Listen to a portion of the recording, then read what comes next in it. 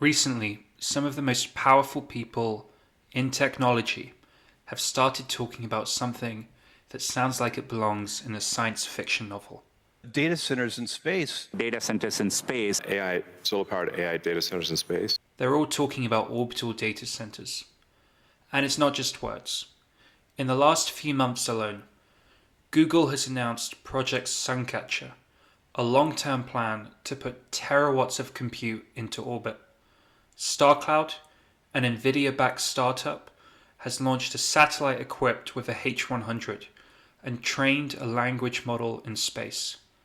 And Elon Musk has merged SpaceX with xAI, explicitly citing orbital data centers as the reason, ahead of what could potentially be a staggering $1.75 trillion initial public offering. But not everyone is convinced. I honestly think the idea with the current landscape of putting data centers in space is ridiculous. It will make sense someday. Altman is one of many who have questioned the viability of orbital data centers. And to be clear, there are real challenges that need to be overcome. But I want to be upfront about my view. I think this is going to happen. Some of the most serious technologists on the planet are pursuing this with enormous conviction and enormous capital. The question isn't really whether compute moves to space. It's when and how fast. What I want to do in this video is walk through the technology, the physics, and the economics of orbital data centers. Let's start with the technology. Terrestrial data centers have existed for over 70 years. ODCs are still in their infancy. StarCloud launched the first H100 equipped satellite in November 2025, successfully training Andrej Karpathy's NanoGPT and running Google's Gemma model from space. And later this year, they're scheduled to become the first provider to launch AWS Outpost hardware into orbit. China is already in this race too. Startup Guoxing Aerospace deployed Alibaba's Qwen3 onto an orbiting satellite constellation, running AI inference tasks and returning results to Earth in under 2 minutes. And this is just the beginning. To give a sense of where this is heading, StarCloud's current satellite runs on roughly 700 watts, about the same as a microwave. By contrast, SpaceX's proposed AI-Sat Mini, their first dedicated compute satellite, is designed to operate at around 100 kilowatts. I found it surprising to see that the AI-Sat Mini would actually be longer than Starship V3, yet Musk has explicitly described it as mini because the expectation is that future satellites scale in the megawatt range. Though even that pales against StarCloud's vision of a 5 gigawatt data center with solar and cooling panels spanning 4 kilometers. That's not an incremental upgrade from where we are today. That's a jump of over 7 million times. To put the physical scale of that into perspective, the largest object currently orbiting Earth, aside from the Moon, is the International Space Station, which is 109 meters long, 73 meters wide, and as of 2026, the most expensive single object ever built. If they achieve their ambitions, StarCloud's proposed 5 gigawatt structure would completely dwarf it. On the subject of ambition, I don't know of any grander engineering project than the recent Terafab announcement, the joint venture between Tesla, SpaceX, and xAI to produce a vertically integrated chip factory, creating 2 types of chips: an inference chip for autonomous vehicles and humanoid robots like Optimus, and a chip specifically designed for the space environment. Radiation hardened, built to withstand high energy particles, and designed to run hotter to reduce the radiator mass needed in orbit. The stated goal of Terafab is to generate 1 terawatt of AI compute capacity in a single year, with around 80% of that destined for space. To put that into perspective, The entire US consumes roughly 0.5 terawatts of electricity. Terafab's target is twice that for a single compute network. And even against total global electricity consumption, which sits at around 3.5 terawatts, this one orbital system would account for nearly a quarter of everything humanity currently generates. And that's just the output from a single year of Terafab running at capacity. That number is so large, it's almost difficult to process. And it's precisely why this has to go to space. Musk has said solar efficiency in orbit is at least 5 times higher than on the ground. No weather, no night cycle, no grid to connect to. You simply cannot power 1 terawatt of compute on Earth without building what would amount to a second global electricity grid. Terafab won't come online overnight. And even if Terafab only delivers a fraction of what's promised, it still represents a paradigm shift in how humanity thinks about compute infrastructure.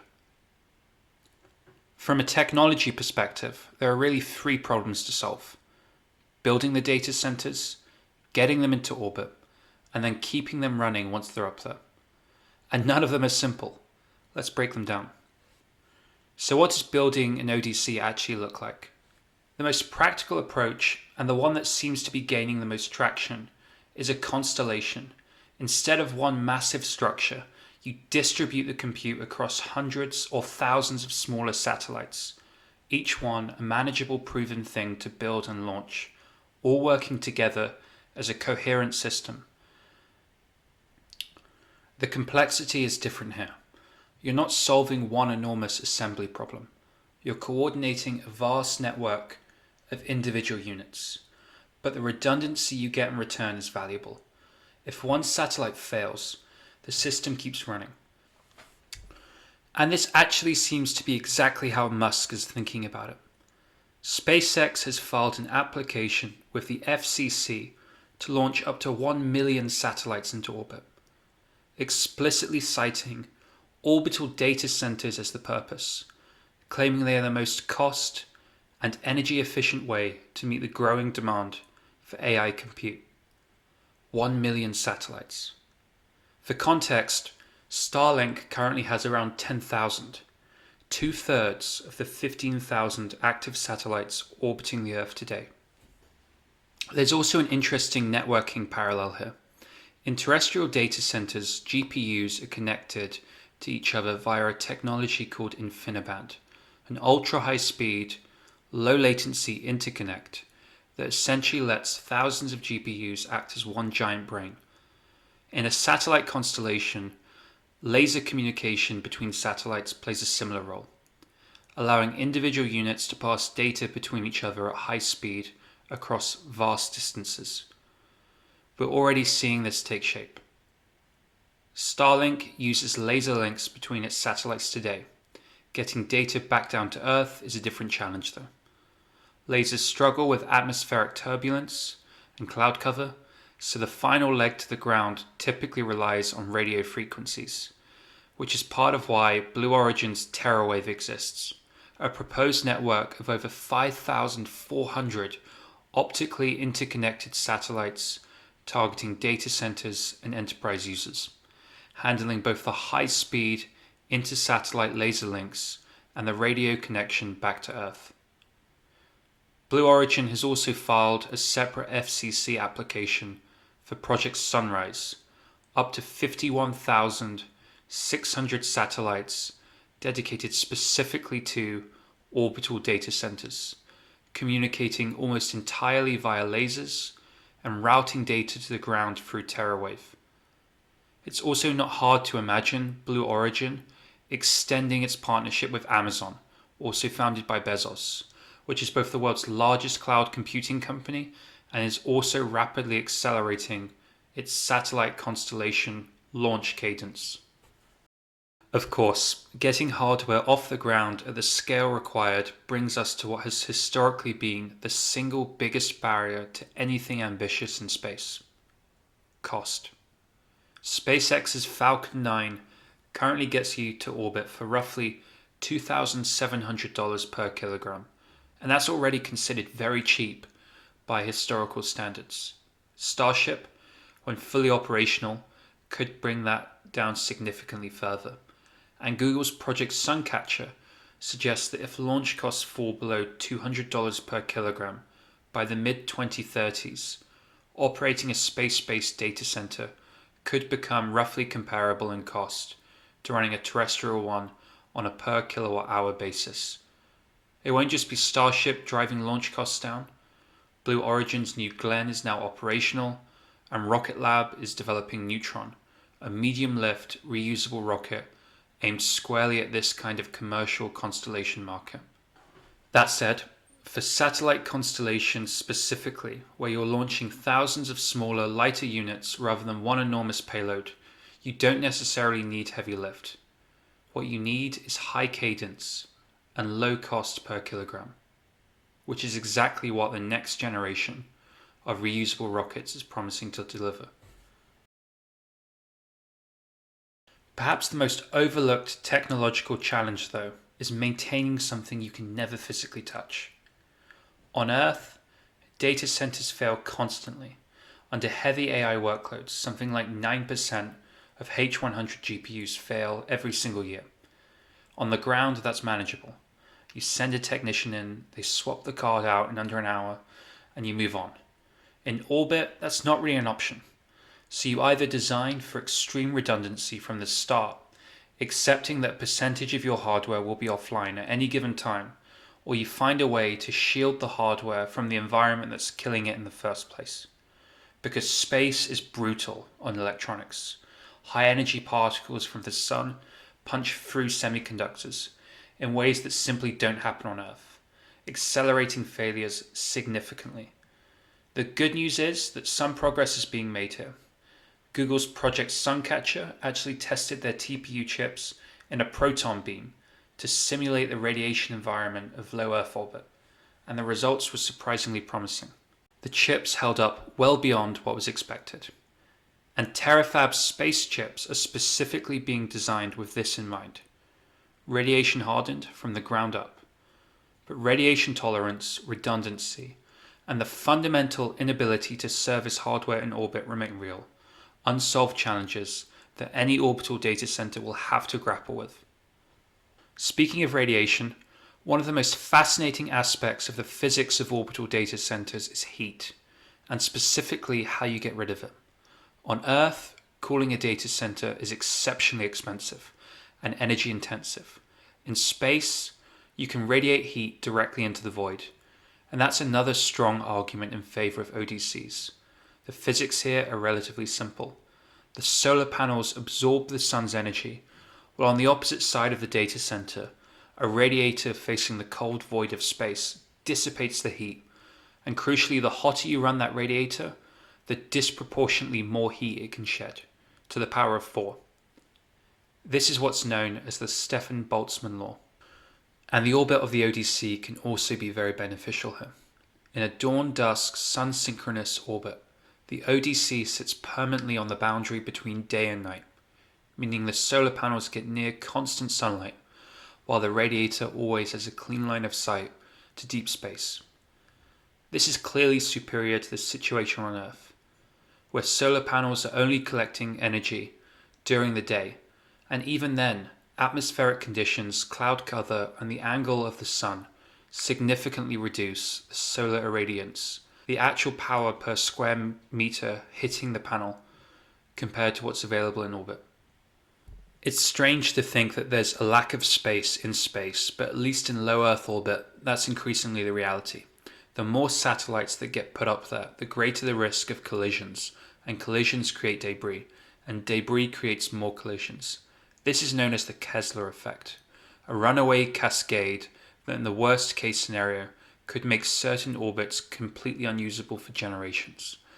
Right now, there are an estimated 200 million pieces of debris orbiting the Earth that are larger than a millimeter, all traveling at over 28,000 kilometers per hour.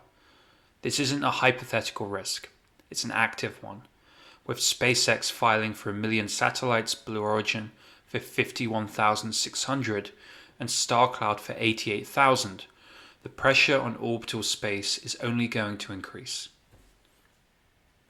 Something I'm personally concerned about is that the cumulative effect of millions of satellites blocks our view of the night sky.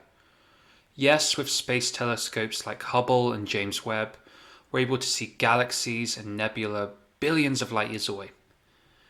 But for anyone who has ever gazed up at the stars with their own personal telescope, that's not a satisfying substitute. Moreover, there may come a point where low Earth orbit becomes so crowded that launches and maneuvers are constrained, with rockets having to thread carefully through a dense minefield of satellites and debris. Orbit can be managed wisely, different altitudes serve different purposes, debris can be tracked, and satellites can be designed to deorbit safely at end of life. But that requires coordination and restraint from both governments and corporations that the current space race does not exactly encourage. Now let's talk about the economics, because ultimately this all comes down to whether the numbers work. The core argument for ODCs is simple. After the upfront launch cost, the ongoing operational costs collapse. No energy bills, no water bills, no land acquisition, no permitting battles that can take years and cost tens of millions before a single server is switched on. On Earth, building a gigawatt-scale data center takes years of planning, enormous grid infrastructure investment, and increasingly faces community resistance over power and water consumption. The 4 largest hyperscalers alone are estimated to spend an estimated $650 billion on CapEx in 2026. In space, the sun does the rest. The numbers that need to work for ODCs to be viable are principally launch costs. Google's Project Suncatcher modeling suggests that below $200 per kilogram, achievable with Starship at scale, the economics of orbital data centers become roughly comparable to terrestrial ones on a per kilowatt per year basis, and that's before accounting for the savings on energy, water, land, and permitting that an orbital facility simply doesn't have. The counter-argument, and it's a fair one, is that the upfront capital cost is enormous.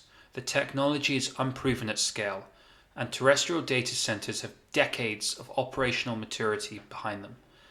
One rigorous independent analysis I came across from Andrew McCaleb, head of research and development at Varda Space Industries, modeled the cost per watt of usable power and found that today orbital solar costs around $51 per watt versus $16 per watt for a terrestrial equivalent. That's a more than 3x gap. Closing it is not trivial. What tips me towards optimism is vertical integration. SpaceX currently leads the race. They already launch around 90% of global mass to orbit, operate the world's largest satellite network, and fly the most powerful rocket ever built.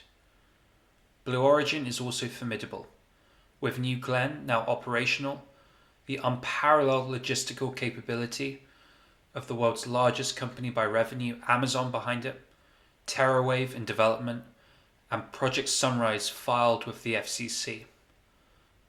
There's also Rocket Lab, Google, StarCloud, Guoqing Aerospace, Relativity Space, and others.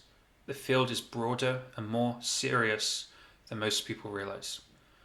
These aren't startups guessing, these are some of the most capable organizations in the world, making enormous considered bets. Even Sam Altman, who labeled orbital data centers as ridiculous, acknowledged that data centers in space could eventually make sense, just perhaps not on the same timeline as Bezos or Musk. There are geopolitical ramifications to putting so much compute into orbit. In February this year, when the Russian army had their Starlink access removed, Russian commanders lost live video of the battlefield and communications with their troops, and the Ukrainian army made its biggest territorial gains in over 2 years. Scale that forward to a world where the majority of AI compute is running in orbit, and it's not hard to see how whoever owns and operates that infrastructure has a huge degree of military and economic power. The second order effects matter too. If you can industrialize power and compute in orbit at scale, you're not just running data centers, you're building the infrastructure that makes it easier for humans to operate in space more broadly. The longer term vision, lunar factories, electromagnetic mass drivers to launch hardware without burning rocket fuel, eventually harnessing a meaningful fraction of the sun's total output, reads like science fiction. But so did reusable rockets 20 years ago. One remark from the Terafab presentation that really stuck with me is that total human electricity production on Earth is roughly a trillionth of the sun's total energy output. A trillionth. If we increased our energy production by 1,000,000 times, we would still only be using 1,000,000th of the sun's energy. The ceiling here is almost incomprehensible.